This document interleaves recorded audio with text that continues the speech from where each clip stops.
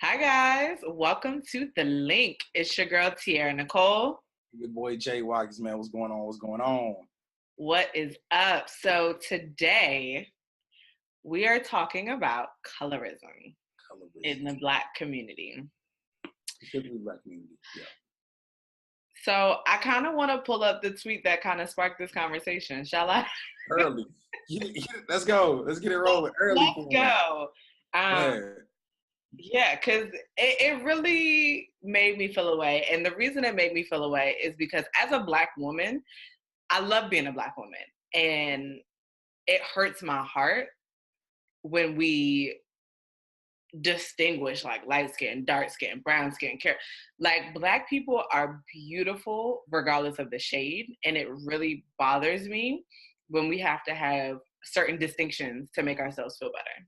Yeah, and I think it's going to be great when we go into this conversation and we can explore the history behind colorism and kind of educate the people on why we need to stop this garbage. In fact, the idea of colorism is very, very real in our community. Like we're not hiding from the fact that, we'll go into the conversation, Exactly. but we're not hiding from the fact that it's a real thing. So I'm excited that we're here to educate you for a little bit of time and put some, working in your mind. But go ahead and hit them with the tweet so they can understand why you are so fired up on Sunday. Fired up, okay. Let them know. She says, a dark-skinned person. My family abused me because of my complexion, and everyone hated me, and I was even denied work multiple times. Doctors are less likely to take my symptoms seriously, and I'll probably get more jail time than you. Light-skinned person. I got told I'm not Black enough. My response was, I have a few challenges with this. First, being, I didn't ask to be light-skinned. Second, I cannot control my complexion. Third, my issues and challenges are not minimized because they're different. Fourth, I still love being a Black woman. Her response was that I proved her point. What? I'm so confused. I think she is too. And I did open the invitation to have a respectful conversation about it. I'm not sure that invitation was welcomed or not, but I'm willing to talk about whatever, right? What I will say, there are, systematic differences that may be a disadvantage to people of a darker complexion. Yeah. I'm not ignorant to that. I get it. It happens. Yeah. That doesn't take away the fact that because of the insecurities a lot of people have within themselves, light-skinned people are often the target of bashing to make themselves feel better. Case in point. And also, I remember as young as 5 years old being called white on rice all throughout elementary school. Kids are so lame. First of all, kids are lame, but as a kid, that hurt. Yeah, that's trash. That's really it hurt. Not even being able to identify quite, what they first of all, they don't even know what they're saying. Like the implications that will relate later, like this late in life, you know what I mean? Yeah. Two, it's like, how do you accept that as a kid? Like, bro, what that even mean? Like, my mama is light skinned, my daddy, like, I'm Black. Like, how am I white and I'm Black at the same time? Right. And also, so my mother is brown skinned and my father's light skinned.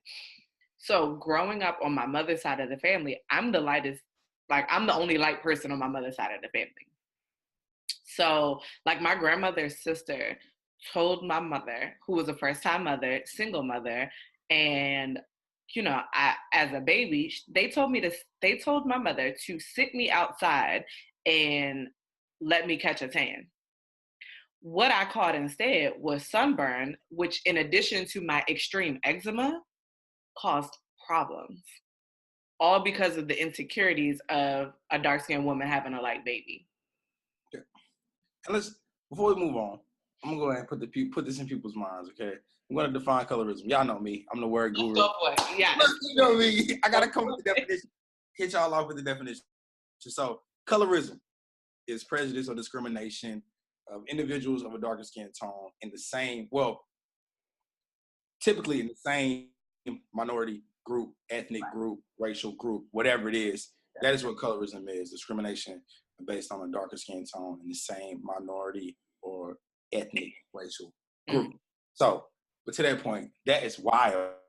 Like that is, and I don't even understand quite. And again, we'll get rolling into it, but I don't understand how we would even allow the pressures of.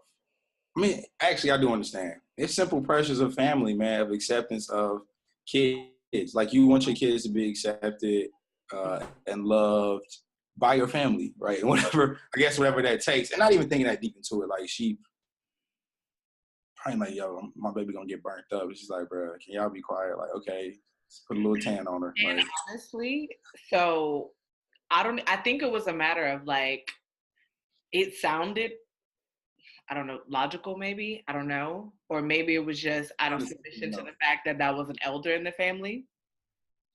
I don't know. But also growing up, I could tell that my mother had issues with light skinned women. And you could feel it, you could sense it, you could, like, I felt that energy. And although she had a light child and she loved me, I knew she had problems with light skinned women. yeah. And it would be like the sly comments, the slick remarks. Oh, he's with a light woman. And it's like, okay, like imagine how that feels as a child growing up in a home where your skin complexion, which is something you cannot control, is hated. Yeah. I can. I can. And I consider myself brown skinned. Um, a lot of people like, yeah, you light skin, you light skin. I'm like, bro, I would say you're a solid brown, but okay. I'm peanut butter. You know what I mean? That's what I'm peanut butter colored, right? Like that's and me. See, my mother is like your complexion. Right. My father is. Hey, Mama Watkins. What's up, Ma? Hey. And then my dad, he's the darker tone. Um, but I can honestly say like in the house, like we never really went in on skin tone. Like it was never really A nothing. conversation. Yeah, it was never really nothing. Or even something that I picked up on. But Yeah. now as I see like getting older and even not in my household, but out and about, it's like, yo, colorism is hitting hard. And a lot of people think of it in the things we discuss when we talk about feminism not supporting Black women. That's a plug for one of our other conversations. Look that up, go watch it. But colorism is hitting the male group as well. Yeah. So our young men are being attacked, for being of the lighter skin tone, and people assuming that it's quote unquote soft, right? And they coin stuff like Drake being an R&B artist or whatever, whatever. Like, yo, who cares? You know what I mean? But again, an attack on them to believe that they are soft because they're of a lighter skin tone, or they have green eyes, or their hair is more coil to it than everyone else's. It's like, yo, but and again, let's talk to people about where colorism originated. I know. So my understanding of where colorism resonated is go all the way back to the slavery days. Exactly, that's where it came from. Which, if you really think about it, wasn't within anyone's control. It's not. Like whether you were a house nigga or whether you were a field nigga is not within anyone's control. And a lot of the house niggas were like the slave master's kids or mistress or whatever. But you have to also understand that means they were a product of rape. Yes. Like that's not something to celebrate. You know what I mean? No. At all. And so, yes, they may have gotten treated a little differently, but that was because they shared blood with the man.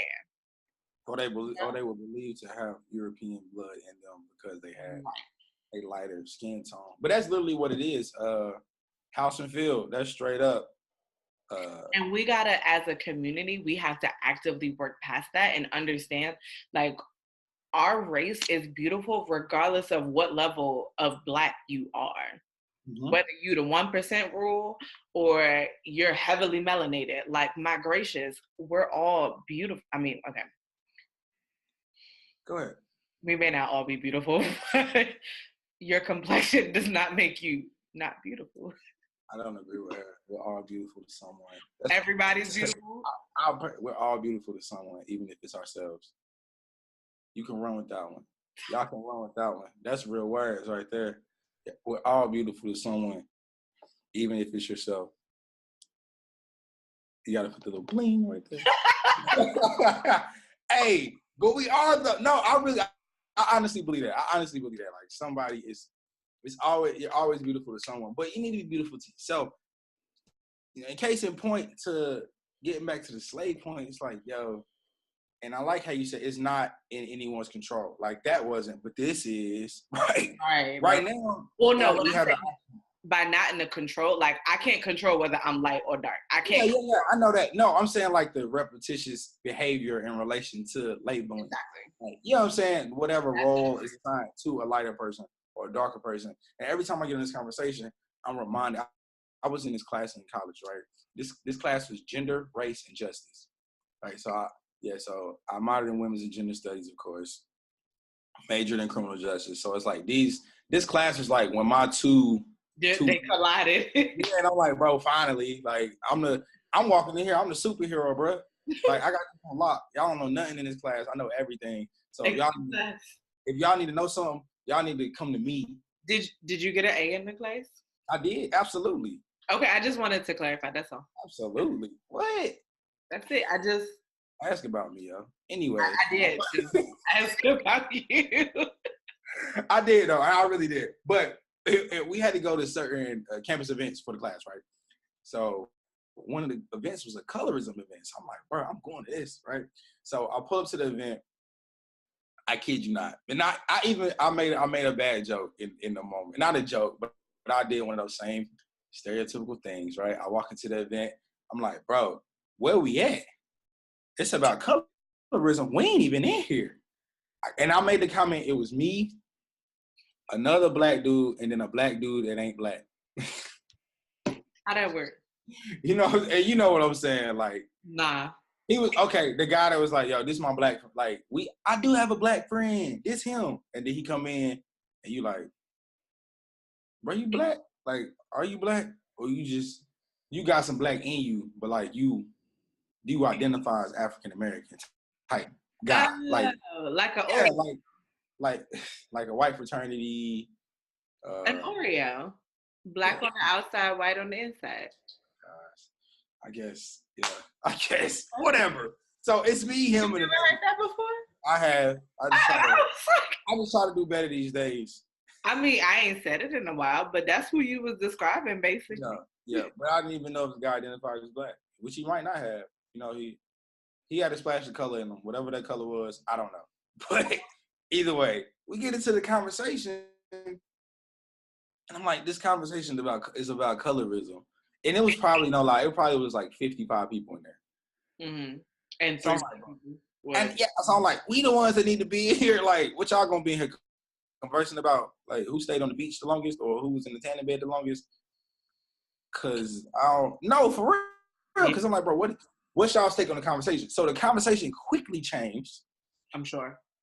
From a colorism conversation to how white people view people of color, and I was intrigued about that conversation, and it kind of fluctuated even in the discussion of darker versus lighter in white people's eyes, right? Okay. So, oh man, this was funny. So, guy makes a comment. He says, "I never think about being white." He's like, when I go places, I don't ever think about being white. Like, and then he tried to impose that on me as if I never think about being black. I'm like, bro, everywhere I go, I gotta remember that I'm black. Like, it's not a single place that I go that I can not remember that I'm black. Exactly. You know what I'm saying? So if I'm like, bro, if I'm riding through the hood as a black man, then I'm automatically suspicious because like, what he doing over here? He about to buy drugs, get into some illegal behaviors, whatever. You see the police, you get tight-handed, hands tight. You don't even draw attention to. You know you draw like this. Somehow you now like this. You done turn from Migos, now you playing Tamala Man. You know what I'm saying? Take me to the king. You done rolled your windows up. You know what I'm saying? You really Ever different. so casually. Yeah, you really different in that moment, right? You gotta adjust your behaviors. But I was just telling him, like, nah, bro, it's nowhere that I go. And he was really going back and forth with me, like, nah, I don't believe that. I'm like, bro, you ain't gotta believe it. Like, that's not for you to believe. Best comment of the day, though. Best comment of the day. This white woman, young woman, makes the comment, I just love black men. So I was like, oh, okay.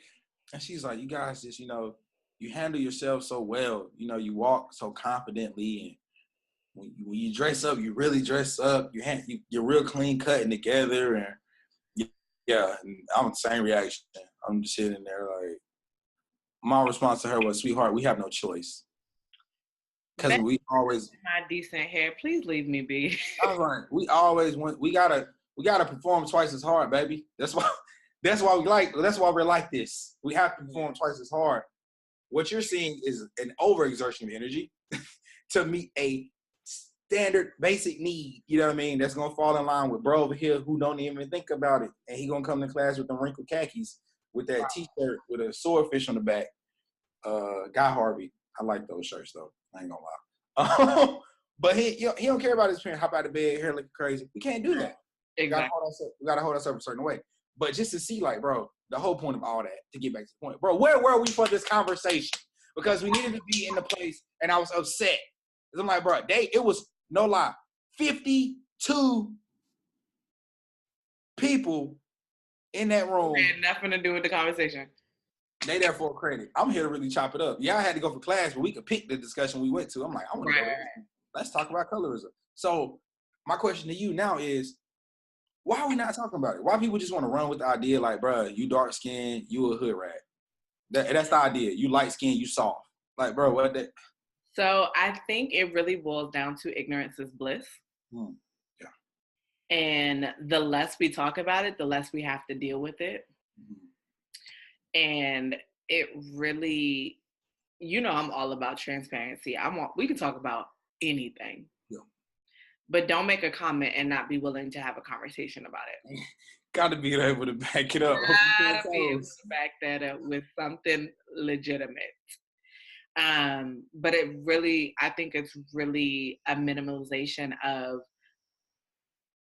the fact that we have not come past as far as past slavery as we thought.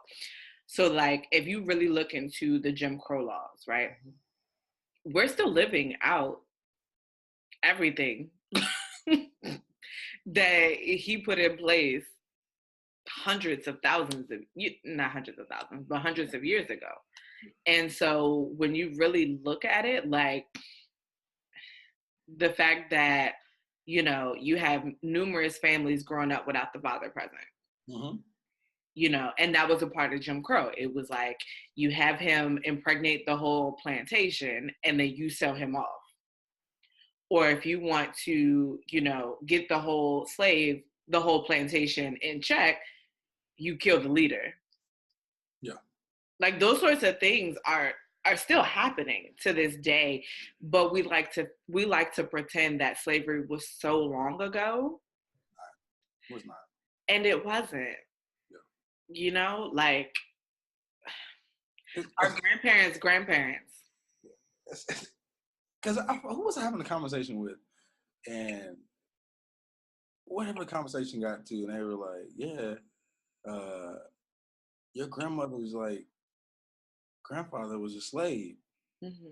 Like, you're a direct descendant of a slave. Somebody was telling me that story, and I'm like, the person was shocked to know this, like, that you're a direct descendant of a slave. That far removed from it. Like, is it not obvious that I'm a direct descendant of a slave? Like, for starters. But like really think about that. Like, we're all of like 2 generations separated from the civil rights movement. Mm-hmm. We're all of 4 to 5 generations separated from slavery. Terrifying. Like, Emmett Till could still be alive right now. Absolutely. Don't get me started on that one. Let's not do it. I'll put this back to let's talk about some numbers. Let's hit them with the facts because let me tell you this. I love that you always have the facts. You know I had a fact. I always got the words and the numbers. So these numbers are actually really, really cool, and I want to talk about them because I want to get your take on how government systems play into colorism. I'm gonna give 2 specific points, and I want to spin on those. Then we go into a couple more. So, light-skinned Latinos, on average, make $5,000 more than dark-skinned Latinos. And that note comes from a book, The Hidden Brain: How Our Unconscious Mind Elects Presidents, Control Markets, Wage Wars, and Save Our Lives. And that is by Shankar Vendatam. That's who wrote that book. And that's where that number comes from. On average, light-skinned Latinos make $5,000 more than dark-skinned Latinos. And to the next point, which relates directly to you and to the young lady who made that tweet, more than 12,000 African-American men in prison in North Carolina, which is where I live, it found that light-skinned women receive shorter sentences than their dark-skinned counterparts. You said 12%? No, they took a number. So it was a Villanova University study. And they found that 12,000 African-American women in prison in North Carolina, I guess they surveyed those 12,000 light-skinned women receive lighter sentences than dark-skinned women for the same crimes. Mm-hmm. Right? And they also found that light-skinned women were more likely to get off, quote-unquote off, in relation to dark-skinned women with crimes involving white people. White victims in particular. Mm-hmm. So as a psychology major, I'm going to deduce that it probably has something to do with a lot of light-skinned people are assumed to be mixed with white.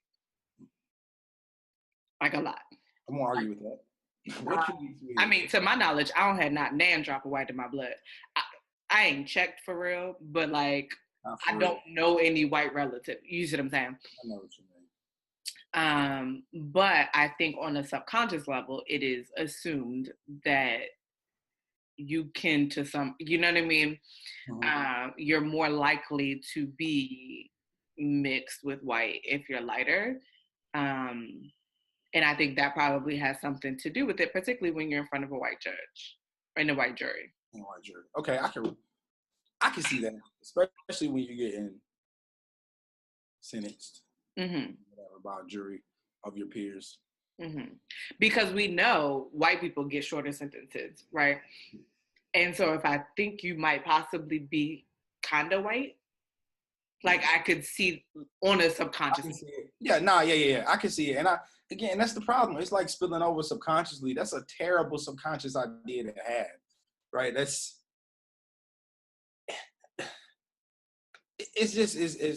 sad, but true. I can definitely see it. And then they talk about how colorism plays into the romantic role. Mm-hmm. Talk about beauty standards. Mm-hmm. You already know. Yeah. We talk about beauty standards and how light-skinned Black women are more likely to be married than dark-skinned. Which women are. I challenge that notion because I'm coming up on 30. That one, you stupid. Yeah.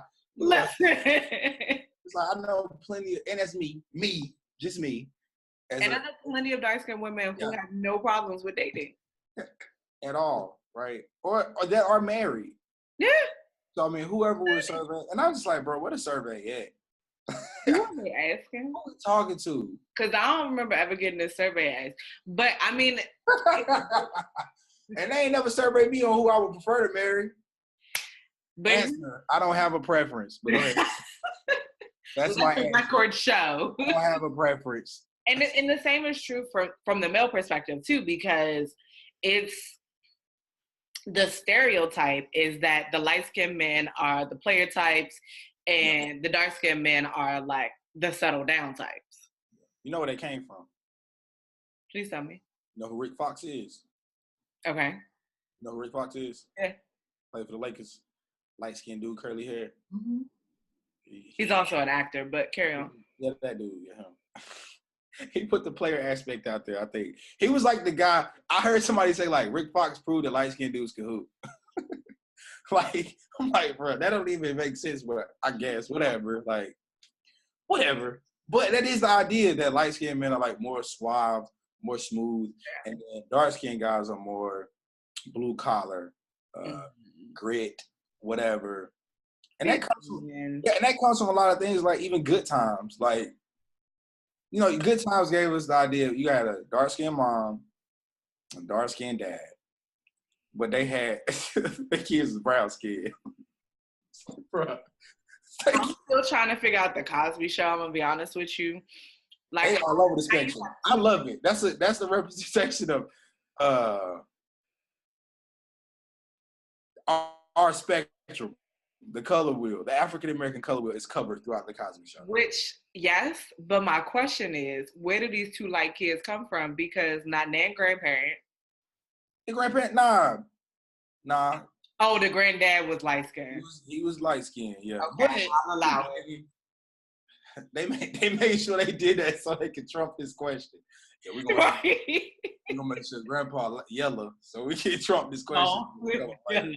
But yeah, and I think it really is all a stereotype. And at the end of the day, there are dark skinned players and there are, you know, the settling down light skinned guys. Like it happens. And we have to begin to look past the stereotypes. And like for me, like I don't have a preference either way. As long as you're black, like it don't really matter to me. Like, am I dating outside my race? Probably not. But that's not my preference. For those who do, God bless America. Meghan Markle is on the come up right now. Do you? Is it Serena or Venus? Serena? Yeah, Serena. On the come up.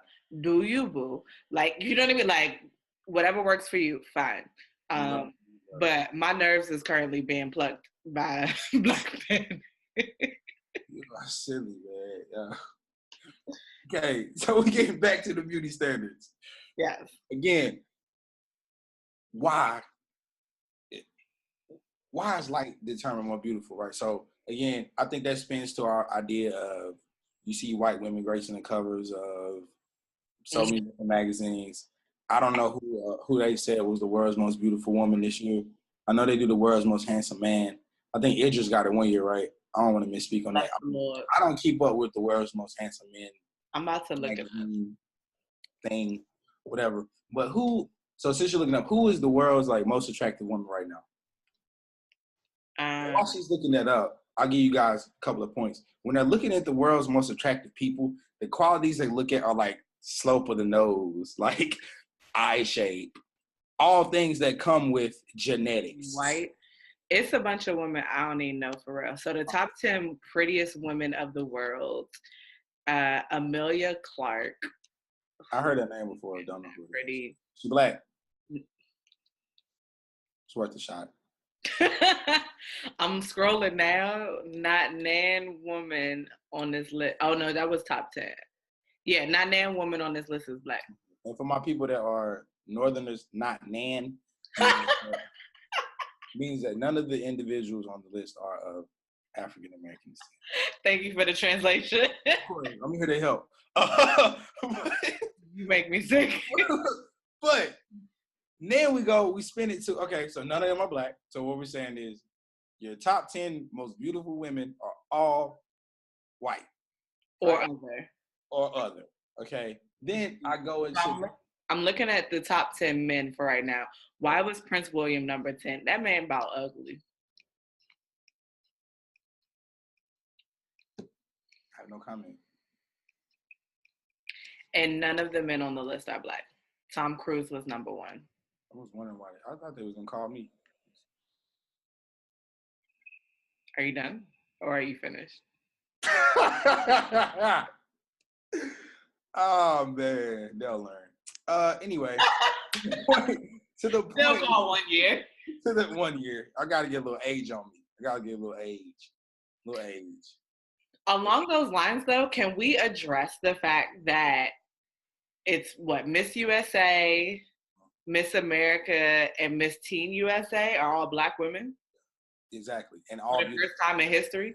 And all beautiful. All beautiful, and one had like a natural haired look. All that curl pattern, that 3C was popping. I'm joking. I don't know what the curl pattern was, but her But it curls was was popping. popping. I rock with it. I rock with it. I love it. Everybody was like, "Yo, shorty natural." I'm like, "Yeah, she popping. She popping." And all of them were beautiful Black women, and I am proud of it. My sisters, queens. Yes. And just a random plug, just because she's fabulous. But the previous Miss USA, who was a Black woman, is my beloved Sora Deshauna Barber. And she's an amazing person on this earth, doing great, fabulous things. Keep it up, sis. Whenever one of our Alpha brothers make one of the handsome men list, I guess I have to be first. I'll go first. Hey, listen, somebody has to be. Somebody got to set the trend. Somebody got to open the door. I'm building my own. The sacrifice will be worth it, I'm sure. Exactly. So we look at that. So what they're telling us is, okay, we have our three beautiful queens, right? And then we look at the list of the top beautiful women in whatever. I don't know if that's America. That was for 2019. Okay, was that America? Was that the world? It just says the top 10. Okay, so I'm gonna take that as the world. And then now, I mean, that answers my question, because my next question was, why are we selling so much whitening cream? But now I know. Now I know. You don't have to tell me no more. Now I know. That's it. And you know what's funny? So growing up, and this is why representation matters, right? Growing up, I had an aunt that she would only buy me Black Barbie dolls. Yeah. Familiar with the type. I'm familiar with the type. Yeah. And I could never understand why. Mm-hmm. Now that I'm an aunt, I'm like, oh no, baby, that one's pretty. We like that one, right? I know what you're in that. Yeah. We gotta, but it's crazy, because that is such an installation of beauty practices that we have to put in them, like, yo, you're beautiful. And people take that the wrong way. So let's get on that real quick. We're not saying anybody's ugly. Like, that's not what we're saying. Like, well, Tiara might be saying that. I'm not saying that, because that's not me. What I'm saying is, I'm going to tell all the little Black and brown girls that I come across, you're beautiful. Not no Color Purple reference. You're beautiful. Is that Color Purple? Yeah, no, that ain't Color Purple. Lord Jesus. That's, is that The Help? She was talking to a white baby in The Help. Yeah, okay. I saw the movie, like, all I remember is the pie. That's the most important part anyway, right? Like, or one of them. Y'all know, hey, chill on me. Anyway, I'm gonna tell all the little Black and brown babies, especially our young women, how beautiful and intelligent and smart they are. Because we all know, as much as you hear something, that's as much as you're gonna believe it. Exactly. We gotta do that, right? So buying the Barbie dolls, I'm with that 100%. Like, whatever the doll is, Cabbage Patch, there better be a Black version, or you ain't getting it. I don't care what it is. I know the little, what was it, Princess and the Frog? Did you see them dolls? They're not that cute. She was first of all, one of them I saw, shorty was the color of that wall behind you. Mm-hmm. I was like, and the same thing with Pocahontas. Like, literally, we were in the store and the packaging had the correct tone. Yeah. The doll was white. Yeah. And I was like, you ever realize how all the Disney princes are, like, not Black? Mm-hmm. Like, how, bro? What was her husband from? Or the prince or whatever in Princess and the Frog? They were from New Orleans, weren't they? But where was he from? Oh, child. That's a lot of details. Exactly. Oh. Exactly. Bro was from a made-up place. Just so they could like, yo, what is this, dude? Like, why he couldn't just be Black? Like, but you know, Walt Disney was known as a racist, so. Oh yeah, absolutely. I took a class on that. I'm hip. I'm not surprised at all. But I'm just like, whoever made this, you put this doll right next to this packaging. It had a color spectrum. Trying to show a contrast, but like it ain't really. Color. Like, your hands is the color of that doll. I'm a little darker than that. Don't play me. Put your hand up. I'll put mine up. Am I ashy? Yeah, and you're canceled. But ashy. Either way. That means I Anyways, wash my my point hands. being, like, you put that doll next to that packaging and really was like, okay. Wrap it up, people. We're going home for the weekend. Put them in production. Like, what? Needless to say, I did not purchase a Pocahontas doll. Okay. And it's, again, setting the babies up, man. Like, yo, Right. this is what's beautiful. And you seen the doll test. We all know about it. If you don't know about it, look it up. Definitely look it up. It's eye-opening, for sure. Yeah, they show the babies. We give y'all a quick run through. They show the babies 2 dolls. Dark-skinned black doll, white doll. Ask the baby simple questions. Which one of these dolls is the bad doll? They grab the black doll. Which one of these babies is the ugly doll? They grab the black doll. Which one is the pretty doll? They grab the white doll. That, for me, is simple. As a person who loves numbers, studying and research, that's simple research for me that the baby's simply going to tell you what they believe because kids going to tell the truth. Right. They're going to tell you what they believe. And what they're saying is beautiful to them has been presented as white and ugly to them has been presented as black. And we got to change that. We do. And how do we change it? Where does it start? It starts with representation. And representation starts with making sure that we are open about our accomplishments, because a lot of people of color accomplish because you're supposed to, and that's the expectation. But we need to celebrate that so that it's more visible. So A, making sure there's representation. B, making a conscious effort to pour into the lives of every child you're connected to, not just the child that you birthed or procreated. If you are connected to a child, you are responsible for your contribution to their life. Yeah. So even when I was coaching cheerleading, those are not my children, but I knew everything that came out of my mouth made a difference. Yeah, everything. Everything. How I talked to them, how I reprimanded them, how I coached them, how I encouraged them, how I pushed them is going to be in their mind forever. Yeah. Everything we talk about goes straight back to the kids. Absolutely. I hope people are getting the theme of this. Like, not even the theme that we're trying to create. It's just the truth. It's the truth that, yo, we have to break down these barriers, man. And in this, that stuff is so stupid to me. Like, and I do not like using that word. You know I don't like using that word. I prefer goofy. But it is I prefer goofy. That's so goofy to me. Goofy, doofy. It's super silly, yo. Like, the definition of beauty. Again, and then you gotta, how do I want to say this? This is one of those situations where it has to be personalized for the situation to the child. Correct. And by that I mean you have to create an environment in which you educate that child on that they are beautiful, male or female, right? It's like when your baby bring home a drawing and you know it's ugly. It look dumb. Why are my legs the same, 2 different sizes, my feet facing the same way? But you better not say that. You're not. That is beautiful. I love it. I'm gonna hang it right here on the refrigerator. Macaroni falling off of it. Yeah. You hope it get wet and you can throw it away. That's how ugly it is. You know what I'm saying? But you take it into consideration their feelings, and that's what you need to do in this conversation of colorism, yo. Like, tell the babies they're beautiful, and up that a little bit. Tell your sisters they're beautiful. You're 35 years old. Ma'am, you're beautiful. You can give compliments, doll. Like, I love giving compliments, and we need to learn to be more receptive to compliments too. Like, if I give you a compliment, don't tell me this is an old dress. Just be like, oh, thank you, girl. You look nice today. I ain't dressed up. Yes, you are. First of all, don't lie to me. I see. Just accept the compliment, okay? You ironed a mean crease in the pants. You dressed up. So yes, representation, pouring into the babies. I also want to add self-love to that list. Yes. Because the more you love yourself, no one else's opinion about you kind of really matters. And that's just what it is. That's on that. That's simple. That's, yeah. A children's book that I really recommend, it's called The Skin I'm In. Okay. And it journals the story of a dark-skinned girl who was learning to love the skin she was in. But even as a light-skinned young girl, it was helpful for me to really learn to be okay, because I grew up in the DMV, which is a predominantly Black area.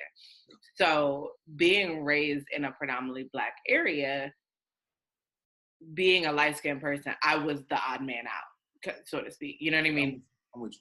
So because of that, there were different challenges that, you know, came along with that, such as the teasing, such as the name calling and stuff like that. So it was a process for me to learn to love the fact that I'm light skinned and there's nothing I can do about it. I can't apologize for it. I can't change it without any drastic measures.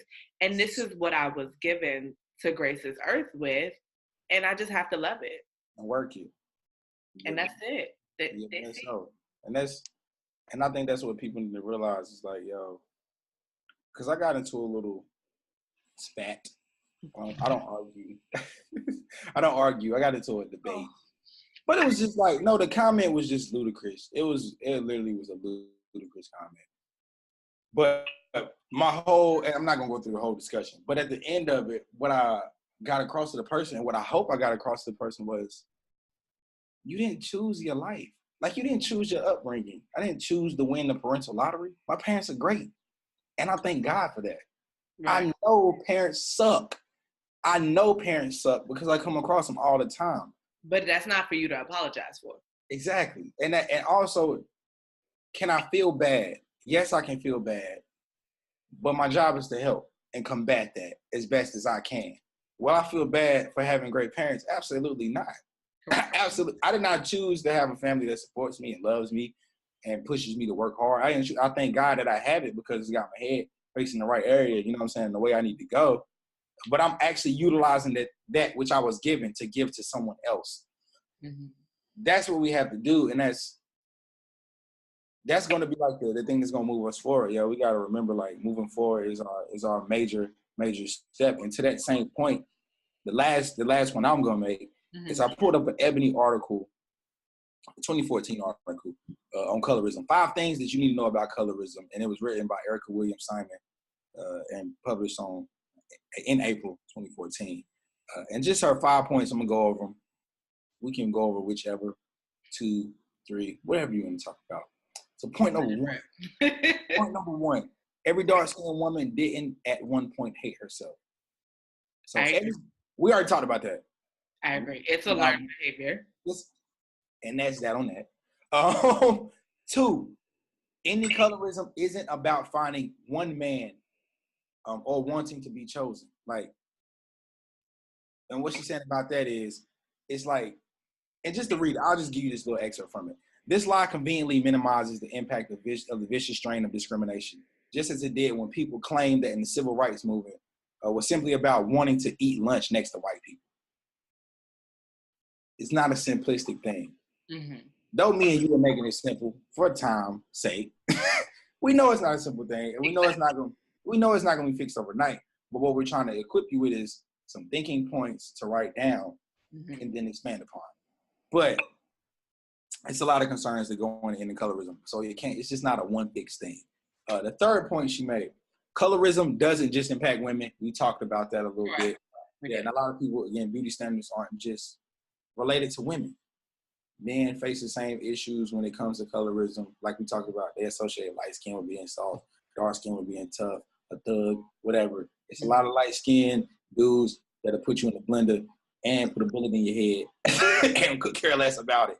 You know, and it's a lot of light, darker skinned dudes that are out here singing R&B and whatever else they want to do. They gotta be soft because they sing R&B. Because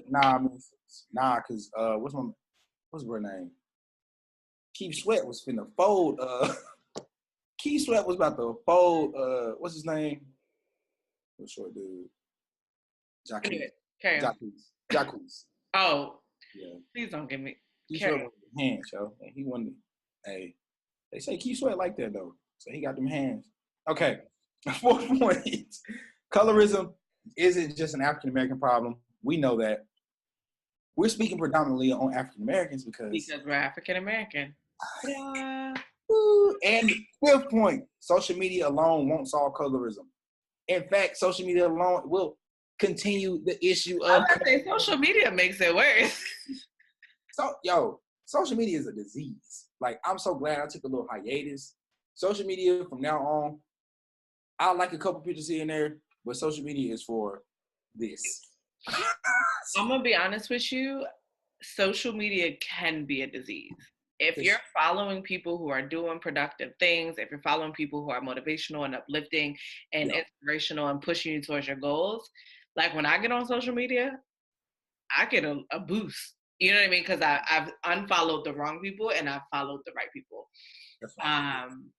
Yeah. The wrong people be funny sometimes. I be wanting to laugh, but you're right. Pick your poison. I like to laugh. So here's my thing. So Facebook and Twitter are like, I scroll through for laughs and giggles. Yeah. But Instagram. For sure. Definitely Facebook.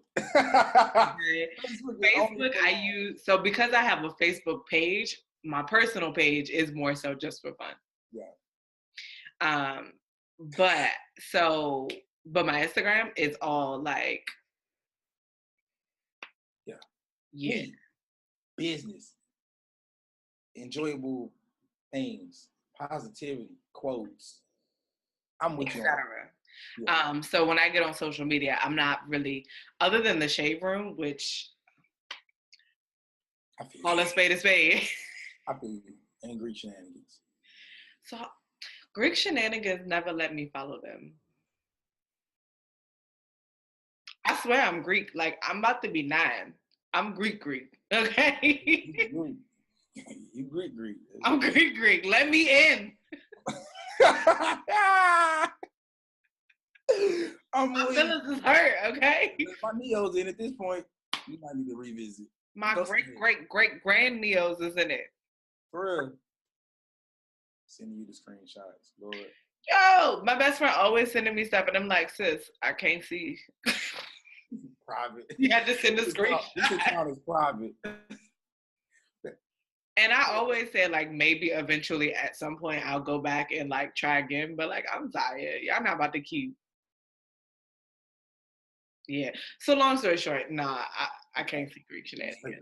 But, yeah, I feel your point. But I should hashtag them and tell them about themselves. Go ahead. You might get a reply. You might say, hit the DM right now. I'm going to add you immediately. Exactly. Might send you a request. Maybe. Probably not. It's okay. One day, you're going to want me to follow you. Okay? Heard it here first, people. You heard it here first. I'm done. I swear. Okay. But I guess we're wrapping up here because we're getting silly. But in closing, colorism. Again, we told you what colorism is. And I like how we make light of our conversation because, of course, we enjoy what we do. We love talking about topics. Well, we take it very, very seriously. Shaking the table. Yeah, we love shaking the table. Like, we take it very, very seriously. So don't for any moment think we don't take it. For real. I'm going to go toe-to-toe with facts. And I mean that to anybody. We can go toe-to-toe. Because this smile can get real closed real quick. Nah, we can hurt feelings. But I think we probably do, honestly. I do too. I just want to let people know, like, it's possible to be educated and have a good time. Like, I think most educated people know that. Like, you can have a good time and be educated on something. But to the fact of colorism, guys, read into it, man, and realize to end anything, it starts with you. Simply. To end any cycle, it starts with you. It's going to take more than one person. It's going to take more than me and Tiara discussing with our little cousins, our mentees, our parents even, what's wrong with, again, this repetitious cycle of colorism, light skin, dark skin, brown skin, the whole stereotypical idea of what falls into each category. It's going to take more than just us to combat that. Agreed. And it's a work in progress, but we all have to be on one accord. And I think at a certain point, it just has to, like, enough has to be enough. And we have to come together as a Black community. We do. And that time. And when do we have to come together? Last year. 1985. No, but seriously, like. Now, man, I'm tired. That's what I'm saying. Like, it has to get old at a certain point. Y'all, like, I love y'all, okay? I love y'all. I love being black. Like being black, as I've said so many times before, you'll hear me say again, is one of the hardest things. So stressful, but so beautiful and so rewarding. Mm-hmm. The culture, the beauty amongst our people. Just looking at us, man, we are literally just. We're magical. To think we're not from the land of the holiest people would just be goofy to me. You would have to be goofy to not believe that this is not, some essence. One thing, as a Black person in America, it's hard enough to be a Black person, and we really don't need to turn on ourselves. We don't, because we are in so many, and we do it in so many different ways. Like that'll be a whole other discussion that we'll hit y'all with. So we ain't gonna spill it. You're gonna have to come back and get that. But we appreciate y'all, man. We love y'all, and we want to keep moving forward with you all and keep educating you guys and educate us as well, man. Leave comments, put us in our place if you think we out of place. Slide in my DMs if it's something I need to know that I missed out on. Or if you want to send us some material, she said don't slide in her DMs. Don't come to her DMs. Her DMs. Listen, my blog game is real strong. Don't come with ignorance. Don't come with ignorance. What I'm saying, if you got something you want to say, let me know. Let me know. I'm all open for a discussion. And to this point in closing, guys, we're going to open up and tell you guys about an awesome opportunity we're going to do by offering our viewers an opportunity to join in and come sit at this table that we're shaking all the time. What we're going to do is allow the viewers... You taking the table? Okay, I got dizzy. I thought you had sneezed or something. But to anybody who's interested, what we're going to do is we're going to send out an application form for a topic of discussion that's something you guys might be interested in. But if you have something you want to talk about, comment under the video. One of us will send you a DM and give you that information that you'll need. But we're going to welcome you guys in to have an open table discussion on something that you think is important that we haven't covered yet. And that can be a various amount of different things. Now, if it's something just crazy, we will tell you no. Super bad. Now, Tiara, she might be like, I do it without Jay. She's not. I mean, but no. Listen, first of all, we're business partners. Don't act like I would leave you high and dry. It's the link. You can't have a link without at least 2 pieces of a chain, people. It's the link. But if you have something you want to talk about, comment under here. We have one person lined up right now that has something they want to discuss. But we want to see what you guys want to talk about. So, and please bring the topic, because at the end of the day, like, the topics that we discuss are things that we're passionate about, but we're open to having a discussion about anything that you may be passionate about. When you bring your topic, be ready to debate in a respectful manner. Yeah, respectful manner. Respectful manner. And whatever topic you bring, I'm going to be excited to talk about it. Exactly. You'll catch me a lot of times just like, yo, okay, especially if you consider an expert or you consider yourself an expert in the area. I definitely want you guys to comment on whatever it may be, something we might have not even thought of, and something that people need to know. So leave your comments below. Any closing words that you want to have with anyone watching? Closing remarks, I will say to all of my beautiful Black sisters, I love you all. I don't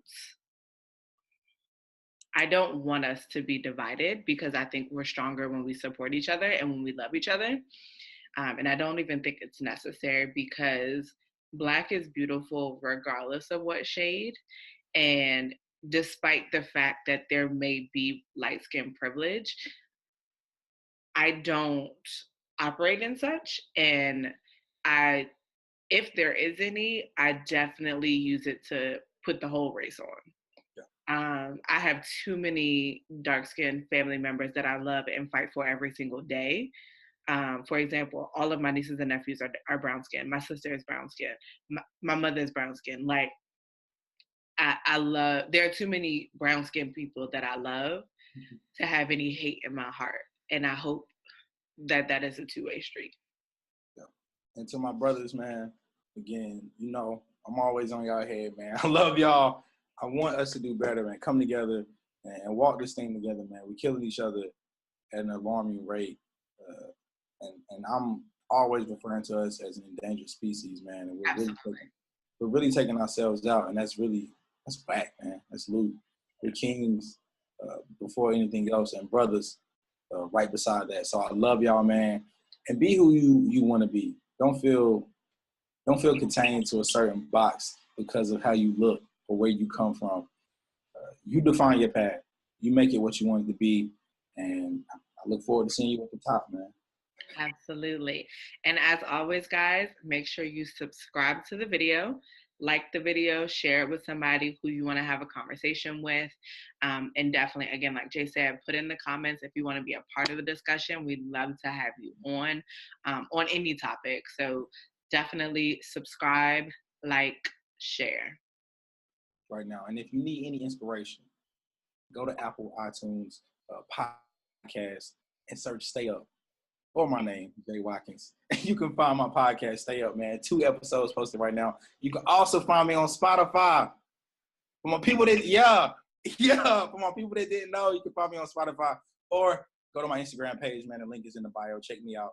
Second episode out right now, helping you guys divide and conquer your life, man, and get to goal setting and intentionality. Go do that if you need some inspiration. And we look forward to seeing you guys with the link next time around.